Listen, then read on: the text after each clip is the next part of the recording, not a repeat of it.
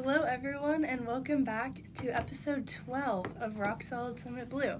I'm Corinne Muth. I'm Stephen Mason, and unfortunately, our co-host Sawyer Hundley is out today with an illness, so it's just going to be the two of us. Hopefully, he gets better soon. We are wishing him a recovery because being sick sucks. It does, especially in this time of year. Not fun. Yeah. We have some interesting things to get into today. Kind of a lot of different topics. We've got some interesting things. The end of Lady Vol basketball season. We got a bunch of stuff to uncover today. Steven was in Ann Arbor this weekend, Michigan, covering the Lady Vol basketball game against NC State. Steven, how was that? Well, first of all, it was a great time. Definitely worth the drive. Obviously, the play on the court didn't really... in many ways, it just was what it was and was what we kind of expected, but obviously that's disappointing that they weren't able to make it to Sunday, so it was a relatively short, quick, but, the weather was nice up there. It's a beautiful little college town, so it was a good trip all around. Nice. I remember Stephen being like, I hope we... win or something, because then you drive 9 hours to Ann Arbor, and then you just got to turn around and come right back. On Saturday. So unfortunately, he just had to turn around and come right back, but glad you had some kind of fun. Yeah, it's a good time of year to be up there. March Madness, to catch the opening day of the men's tournament the evening before. In Michigan, they had the Michigan game on. It was a blowout, but still, it's just a good environment. And good times. It was a good crew that went up there. So, yeah. Unfortunately, it was relatively short, and we did come back on Saturday. It was a fun trip all around, I would say. Nice. That's good. Kind of to unpack this NC State game a little bit, how were your feelings about it? You covered it. It was something. It was very unique. So we got up there on Thursday, and we were there for... the practice before. They did a few minutes of that opening. They also had a press conference with... It was Talasia Cooper. It was Nia Robinson and Janiah Barker.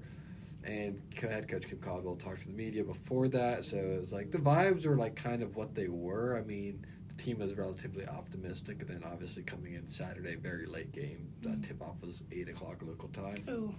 And... yeah, it just wasn't very pretty after that. Credit to NC State. They came out of the gate red hot. I believe they started out shooting 8 for 8 from the floor. Oh, wow. And they jumped out to a 19-4 lead about halfway through the first quarter. So, Tennessee, besides that first little stretch and the last stretch of the game, Tennessee actually played really, really well. Some of the best basketball we've seen out of them for a while. It was just those two bookends that really put them in a hole that was just too deep to dig themselves out of. But they did at times manage to come all the way back. They tied it there once. I believe it was 48. So, but then they just couldn't maintain the momentum. Yeah, 19-4 is a little bit of a. You said that was in the first quarter. Yes. Yeah, I watched a little bit of the game. I watched the middle of it. I kept turning it on and turning it back on, and it kind of followed it. So that was their first round of the NCAA tournament. Very short-lived. They're out of it. Their season is over. So... It was messy from Janiah Barker. We heard an hour before the game tipped off that she was unavailable. They said she was sick, but I believe that absolutely not. She was, like I said, she talked to the media before the game and the night before. And looked totally fine to me, so I'm not buying that excuse. She was a senior. She had led the team in rebounds, so obviously it was a huge loss for that team in that game.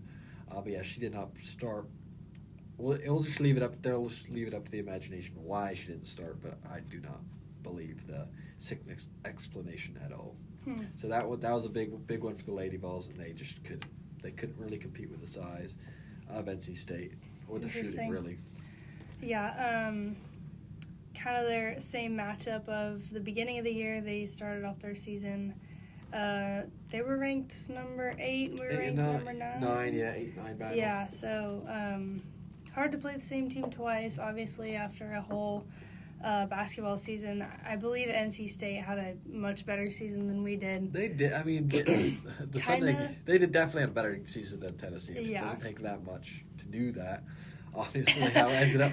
But NC State got throttled dead on Sunday against Michigan. So Michigan's a really talented team. Yeah, they actually play. I watched their game against Holy Cross. Obviously, that is what it is. Holy Cross is their roster looks like a glorified high school roster. I mean, the gap between like these power conferences and Holy Cross is night and day. Yeah. But Michigan did pull off the press very well against Holy Cross, and then again against NC State on Sunday. So maybe that's something that Kim Caldwell can learn, because it does look like she's sticking around for another year, despite the chaos. We'll talk about the chaos, postseason chaos a bit later, but I thought that was the brand of basketball that Michigan's playing right now is pretty impressive to see what they managed to pull it off. Yeah, my roommate and I were kind of talking about brackets, in the men's and women's brackets. And she was saying how the women's brackets are always kind of predictable, I guess. Yes. But it's kind of hard for them not to be predictable when you just have those powerhouse of teams. And men's basketball is kind of moving in this direction too. I think you're not seeing the Cinderella stories anymore. But you look at what UConn did over the weekend, absolutely destroyed their opponents. A 9 seed or 8 seed. Yeah. Syracuse absolutely demolished them. Texas, same. LSU, same. South Carolina, these teams just dominate these opening weekends. There's a few really good games. Kentucky, West Virginia was a fantastic second round game. Oh, I didn't see that one. Kentucky managed to go into Morgantown and get that win. But there were just a lot of blowouts this first weekend, which is, I guess, kind of usual for women's basketball. Right.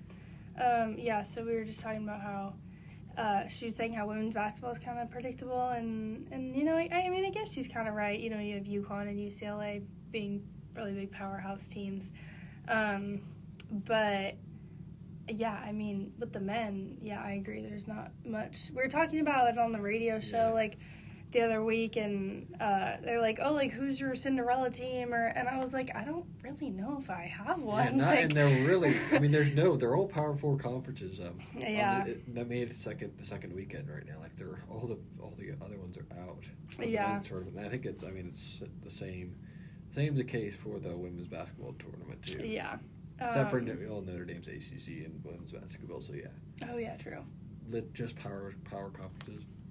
Yeah, if anything, off the top of my head, I don't really know what my Cinderella team would be for women's. There isn't any. Yeah. A lot of SEC schools, a lot of ACC schools this year. Yeah, true. SEC is looking rather dangerous right now. I'm more and more less convinced that Texas will actually be able to beat UConn. That just giving the first weekend that UConn had, but yeah, true. There's a lot of SEC schools left in this one. Yeah, LSU's been pretty dominant all year, and South Carolina, they lost to Texas in the SEC championship. Right. That was a good game. Kind of a blowout, not a blowout. I'm trying to remember the score of that game. Texas dominated. Yeah. Texas had a real big lead on South Carolina in the SEC championship, so it'll be interesting to see how those two teams kind of progress through the women's. They start back up tonight, I think, on women's basketball game. So yeah, that should be a fun watch over the weekend. Obviously, men's basketball kicked off the round Sweet 16 last night. So a lot of good games there too. Yeah, but going back to this Tennessee team, I guess we kind of knew this would probably happen. Yeah. We had some hopes that they would be able to flip it around. Those hopes are not coming to fruition. But what was your main takeaway about this team after that? I think one of my takeaways was just that, we kind of been saying, it was kind of predictable. I wasn't real confident that they could turn it around, in one game. And like you said, they did play, some of the better basketball that at times, they've played all season, but it just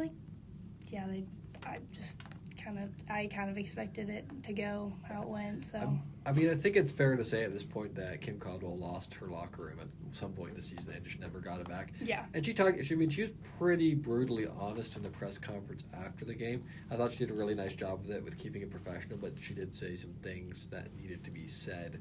One of those things she talked about was they reverted away from her plan A, which is this full court press, aggressive style of basketball, and they kind of reverted to a plan B, which is a kind of softer version of that. And she was like, "Well, you're never going to win when you do that." And I think some of that a lot of that has to do with, her players and her buy-in into the program. And I do think she lost some of the big names on the roster. I'm not going to go out and say who I think they were, because I don't think that's very productive. But I did just look at the body language from some of the older players too towards the end of the game. You can definitely tell when you compare it to. I mean, the freshmen like the Poldo twins, we're keeping it pretty happy and light and making jokes with Caldwell.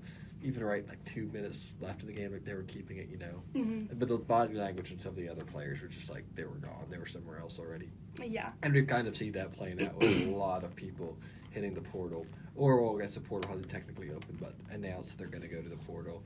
I believe it's up to 4 players have.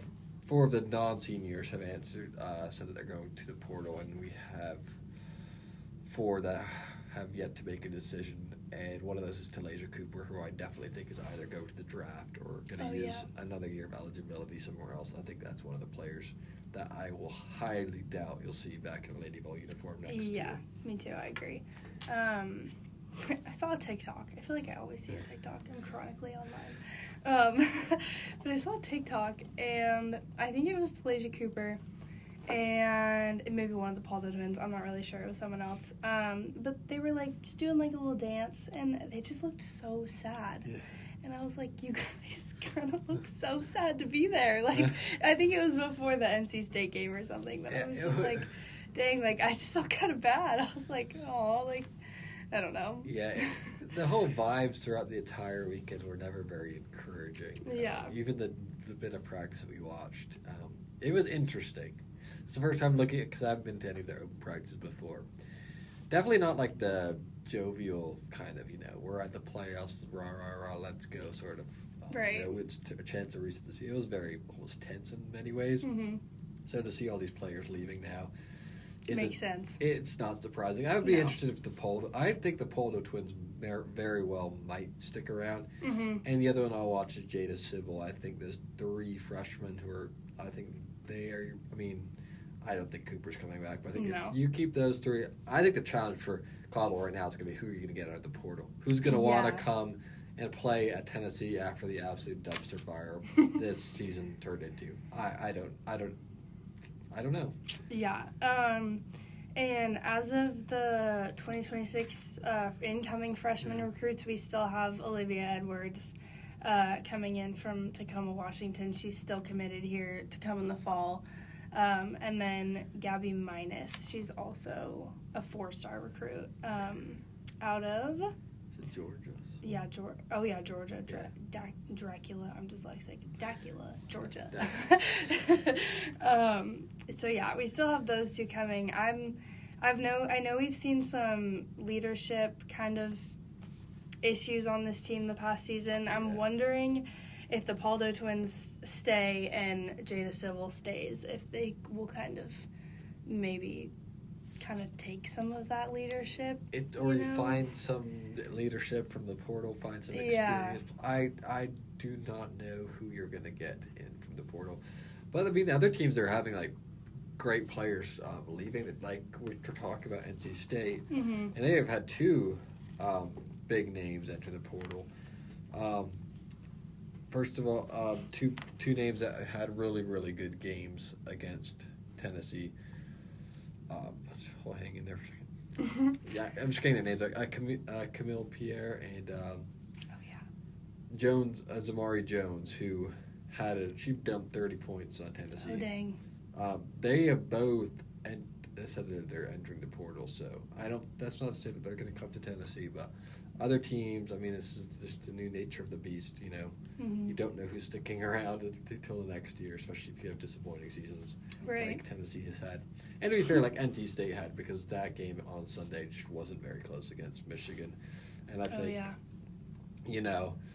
they feel like they're going to have to go somewhere else if they want to make deep runs to the postseason, which is totally fair. Do you think that NC State will, or haven't there been 3 of them that have entered the transfer portal? Those are the 2 big ones that I heard. Oh, okay. I'm sure there's more than that. But those are 2 big. Yeah. Zamari Jones, 30 points in a game. She's a freshman, I believe. Yeah, that's pretty crazy. To have a showing like that is pretty impressive against... I mean, Tennessee's defense is still solid. Yeah. So to be able to put up that kind of numbers against Tennessee is very impressive. Mm-hmm. Yeah, for sure. Maybe she'll probably take herself somewhere else. Yeah. Yeah, so the world of women's basketball is a little bit crazy right now. It is very... I mean, yeah, and it's only the second weekend of the postseason. Mm-hmm. I just don't know where this program's at because I think if we get out of this weekend, it's safe to say that Caldwell's coming back. I mean, I think she is, but I think we have to get through this weekend to know that she's coming back. Yeah. Then how is she going to rebuild this team? And of course, there'll be many weeks to talk about this, especially once we kind of see what happens at the portal. But it is. Yeah. It was the first March in the history of the program that this team has not won a game. Mm-hmm. Which is a pretty shocking stat. Yeah. Not living up to. I mean, and she was pretty real about it after the game. You know, this is the worst. I just grabbed. This was like the worst season of my life. The worst year of my professional career. My players deserve better than that from me. It's like Caldwell said. You know, it was just a bad year, and you know, we did talk about staffing. She seems pretty bought into her staff. She seems like, you know, there are people that have been with her from really her beginning of her professional career. So they've kind of grown into the role with her, which becomes problematic, I think, at a point when you have the head coach floundering as much as she was for a stretch. There's no one really to turn to because all those people have learned everything they know from you. Right, from her. So I think that's a bit problematic, that structure. Right. I don't think she's going to really address that part of it. I think she sounded like she was sticking with her staff. Yeah. Which is her prerogative. But I think she's on a very, very short leash going into next year. Yeah, for sure. Danny White's also a little bit in the hot seat, I'm sure. I mean, with regards to that, I mean, obviously, like, the men's team is kind of bailing him out a little bit on that one. Yeah, true. This is true. Personally, I was kind of a bit peeved off that he was in Philadelphia at the men's. I mean, obviously, that's a moneymaker, but at the same time, Danny White made the mess that is women's basketball right now. Yeah. This is one of the few hires that is 100% on him. Yeah. And he took a game. I mean, I was very critical of this hiring when it happened because you're taking in a first-year D1 coach, very young, very inexperienced. She has a very unique style of play, but you have no idea if that style of play is going to work out at this level. I don't think it has. I mean, I think it's fair to say that her style of play does not work at this level, and she's going to have to revise it a little bit going forward. But, like, this is what hiring that is 100% on Danny White. So I think, him being in Philadelphia, you know, Rick Barnes is a fantastic coach, but he's been here much longer than Danny. I mean, so that was kind of the thing that I was like, okay, I mean, you do you, I guess. But, like, this program is like one of the best, most biggest brands in all of women's basketball, probably after UConn. Mm-hmm. Now, just watch it let it burn from the sideline. I think he hadn't said anything about it, I don't think, for months. So that's kind of annoying. I would be peeved too if I were you. I just thought it was pretty remarkable, and I was kind of shocked there were so few. I'm just going to go on a little bit of a rant here. I mean, it's okay. I was kind of surprised how few Lady Bowl basketball fans were there in Ann Arbor. I mean, I was and I wasn't. Like, you take the brand, you'd think there'd be more there. It was really just parents and a few donors from what I could see. Relatively swell section right behind the press row. And I was kind of surprised by that. Like, normally they travel fairly well, and it's a 7.5-hour drive, so that's pretty far, but still. Yeah. I did expect a little more support, but I think it just goes, like, where the program's at right now. Like, right. No one's going to buy, I mean, you're going to lose your supporters if... You can't put on some results. Right. Yeah. I think it was interesting that for, like, the first half of the game was relatively full. The arena with a lot of the Michigan fans sticking around after their game. And a lot of them were cheering for Tennessee, but I think that's more to the fact that they thought Tennessee would be an easier game on Sunday. Oh. But so I thought that was kind of interesting. Oh my gosh, that's a horrible reason to cheer for us. Oh my gosh, that's so sad. But you know what? Truth hurts. It does hurt. Like, that's an interesting situation for you. Yeah. Oh my gosh. Yeah. I mean, you know what? I didn't know that Danny White was in Philadelphia, but you know what? I'm kind of peeved about it, low key too. Now that you've told me that. It's a bit. You see the logic behind it. But you're also like, Yeah. You you made this mess. Right, Take some ownership of it. You're watching women's basketball burn in a fiery dumpster right now, and you're not doing anything about it. Like, it's because you want the program to do it because they're going to bring in. I mean, they're not going to bring as much revenue in as the men's basketball team. But if they're at least able to pay for themselves or bring some extra revenue in, which they can do because they do have a massive support base. Right. That's only beneficial for the universities, but I think if we get sent on a long spiral, I mean, you could say goodbye to Lady Brand if we get into a bad cycle. Yeah, and like you said, this is one of the more prestigious, I guess, if you will, programs in the country. Oh, easy. I mean, you have the second most national championships, and you also have, I think, the most regional appearances. Yeah. Like, it's UConn and Tennessee are right up there, and everyone else is fairly far back. And to be a little dramatic, I feel like this is putting women's basketball back 500 years. Like, no one's gonna. They're gonna stop caring about if we can't. You know what I mean? Yeah. Especially with Tennessee fans, because I mean, a lot of it's kind of alienated a lot of them, especially when you have the whole theory that the reason why Tony Vitello left is because too many funds were given to the women's basketball team. So you had some Tennessee clearly fans, not enough funds have been given to the women's basketball team. I think that theory is a load of it's bogus. Yeah. But you have those fans kind of alienated already like that, and then to have the results out there that. Well, what happened will happen at the end of the season. Yeah. It's not doing you a whole lot for the fans right now. Mm-hmm. And something's going to have to change relatively quickly. And I do not know how it's going to work because Kim Caldwell's about pretty much at square one. I mean, you're talking about having 3 returning freshmen coming back. To rebuild she's pretty much at ground zero. And she's right up again. Yeah, square one. Like you said, you're building up from the literal bottom. Yeah, it's going to be challenging. Yeah. Really challenging to see her. I mean, what she can do. And I firmly believe, I think it's fair you have one more year to get it right, otherwise. Yeah, me too. I'm not saying you have to go the Final Four, just right. Second weekend of the playoffs, host, top 16. I don't think that's asking too much. No, you gotta, we're talking about a team who started 6-0. Right. So she did have a good run there, but then you gotta keep that, Keep your locker room. Yeah, I don't know. I agree with you. You gotta just give a little bit more. And a lot of it will become clearer I think the portal opened up April 6th, right after the Final Four. Oh, okay.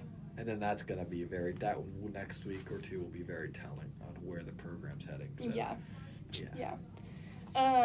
Well, to reflect a little bit on the program, there's a new Pat Summitt documentary that has just come out. I think it dropped the 25th, so 2 days ago. Oh, okay.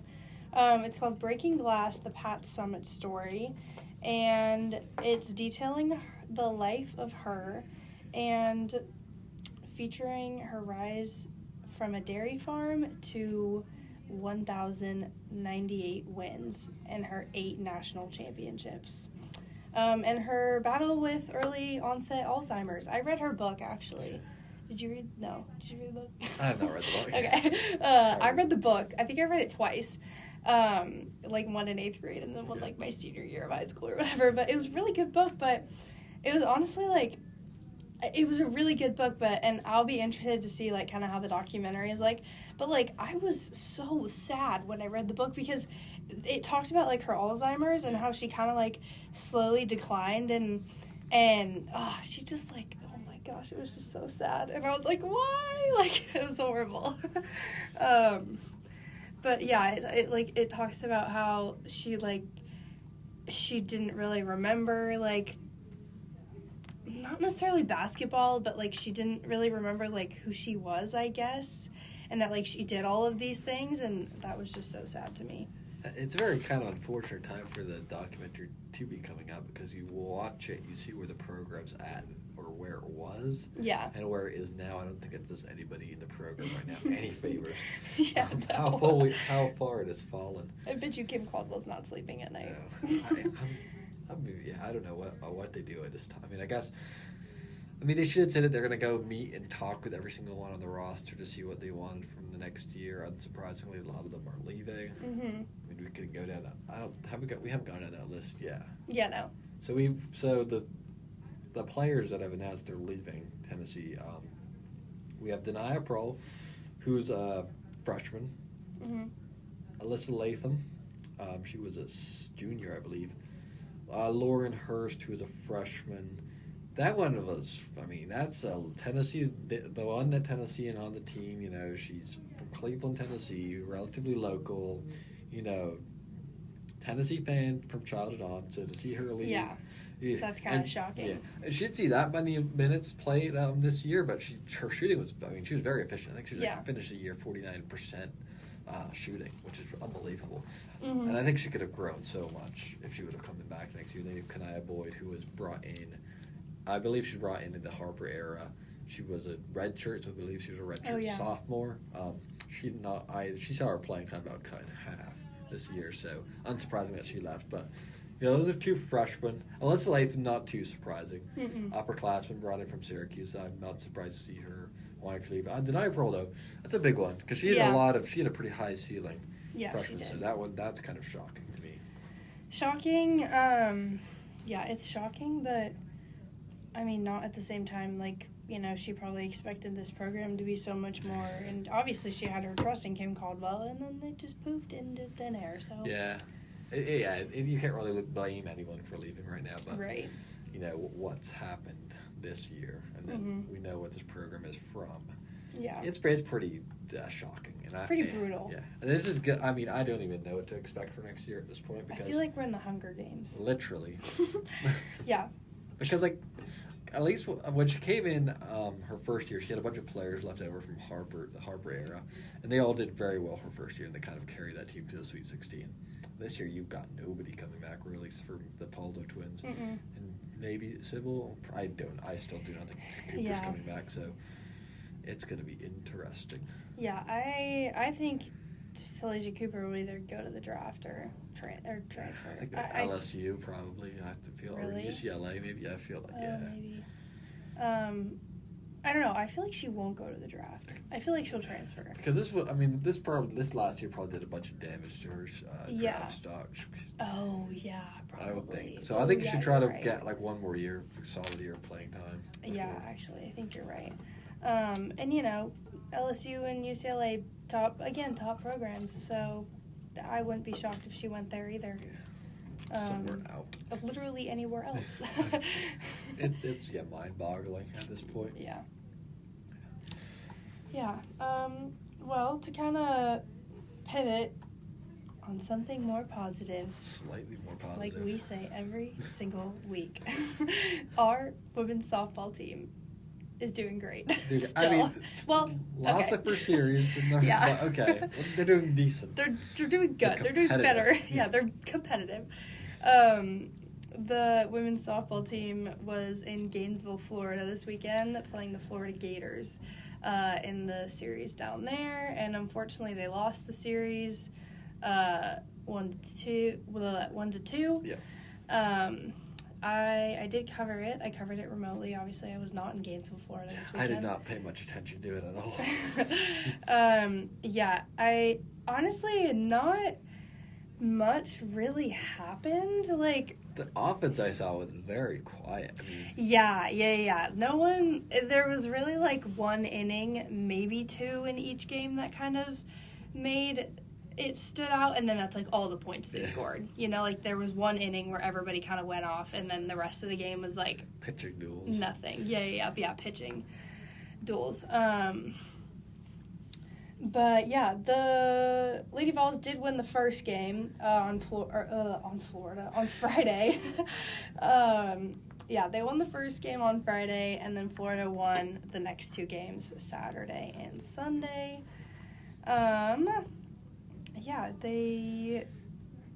So that was the first series that they dropped.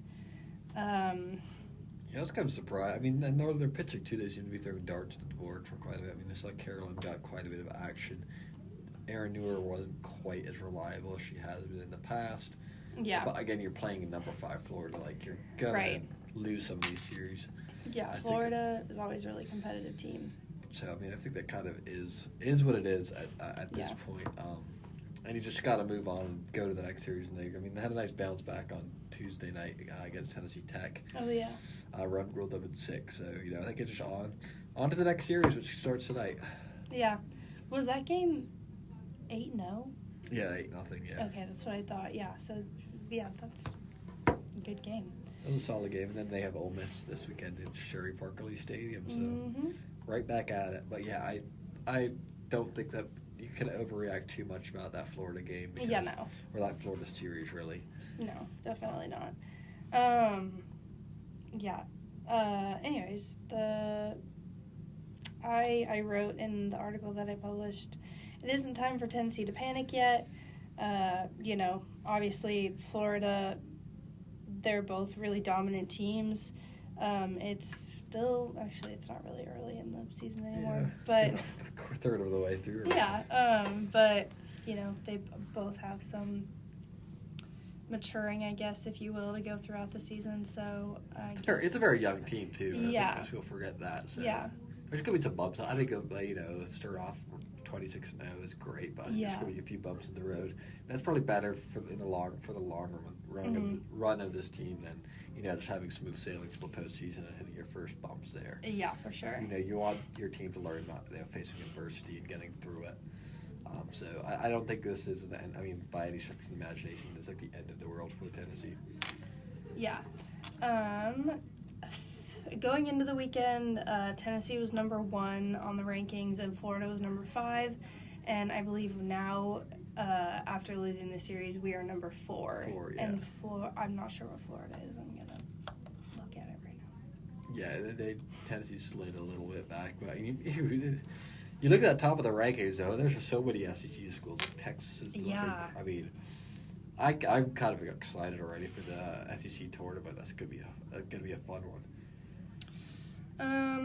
Okay, this is not right. Okay, yeah, no, this is not right. It says games through March 26th before the series.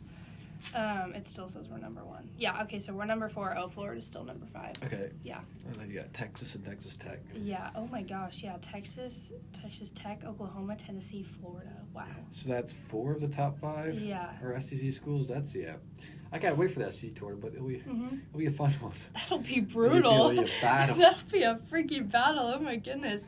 That'll be exciting. And then number 7 is Alabama. Yeah. And Alabama is coming to town in about a month from now, so that'll be a great series. Yeah, we're kind of coming out of this stretch. They have 1, 2, 3, 4 more series left before it's the postseason. So. Yep. About 2 down, 1 more to go, more or less. Okay, I could be totally wrong, but I low-key think every SEC school is ranked. I could be totally wrong. Something like that. I might be missing one, but still, that's pretty crazy. That a good majority of them are ranked. Yeah, that's pretty wild. But I think it's just you see it across the. I mean, this is completely off topic, kind of, but you just see it across the board. Yeah. All sports. People think in the NIL era it's kind of level the playing field, but no, you just see the bigger programs just rise to the top. Yeah. And it's well, now that just not the SEC paying their players wink, they're not going to be so dominant anymore. But it's the SEC. Is it basketball? I mean, I'm talking about the Power 4 conferences in general. Basketball's being dominated by them now. Baseball is kind of the same thing. Football, obviously, but it's kind of interesting what's happening to college sports. I can't say it's all good. It's definitely not all good.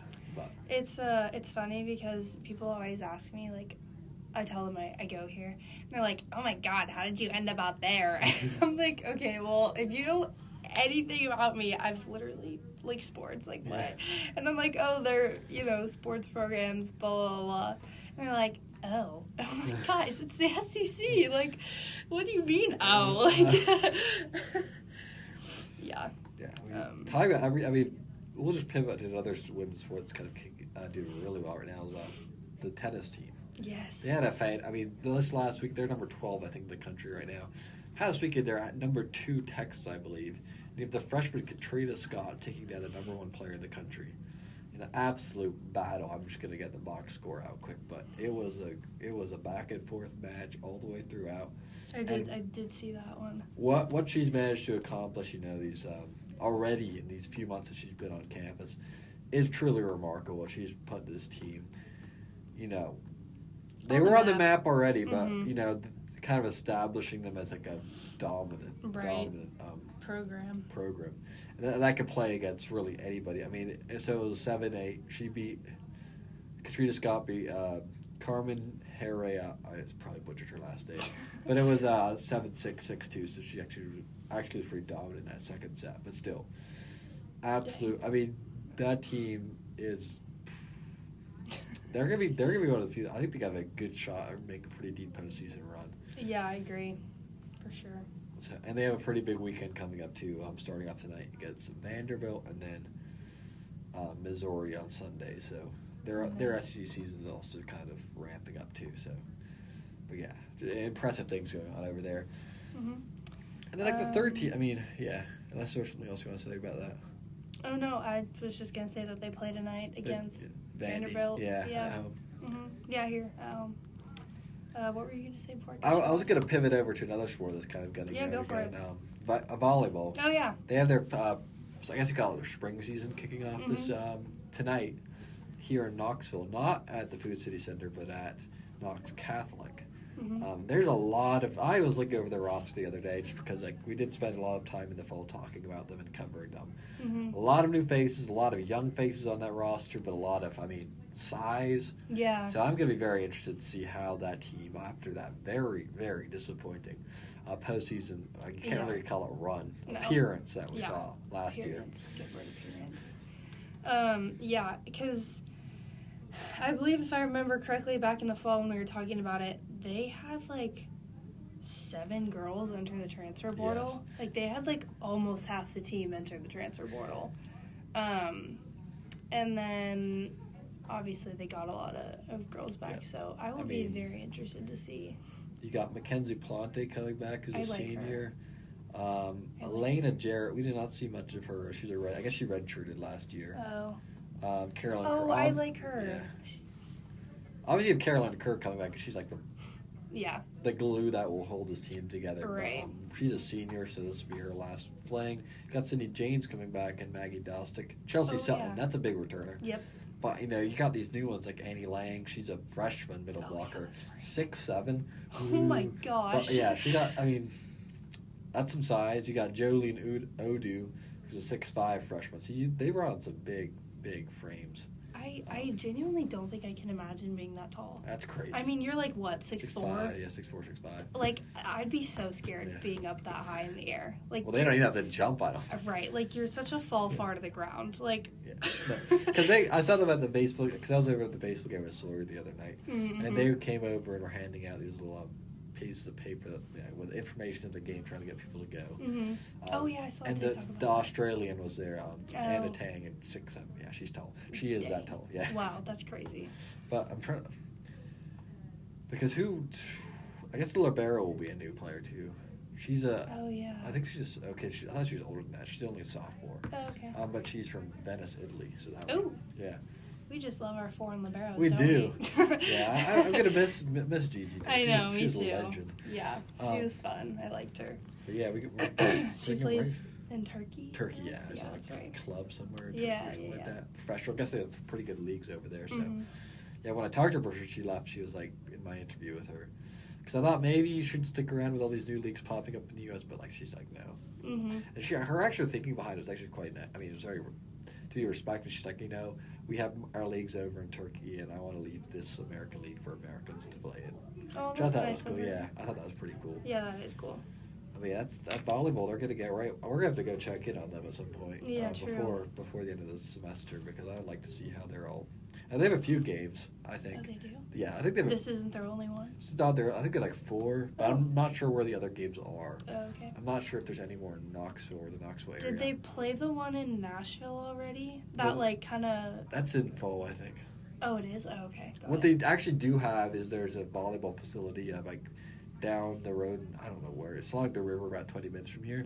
They have some tournament happening there in April or May, I think so. Oh, we'll have to check that out. Maybe that's something to check out. See how the team is, function once all these basketball's wound down, softball wind down. So, yeah. Wow. Get hyped for fall sports already, people. I mean, because also soccer's also getting good. They had their game last weekend.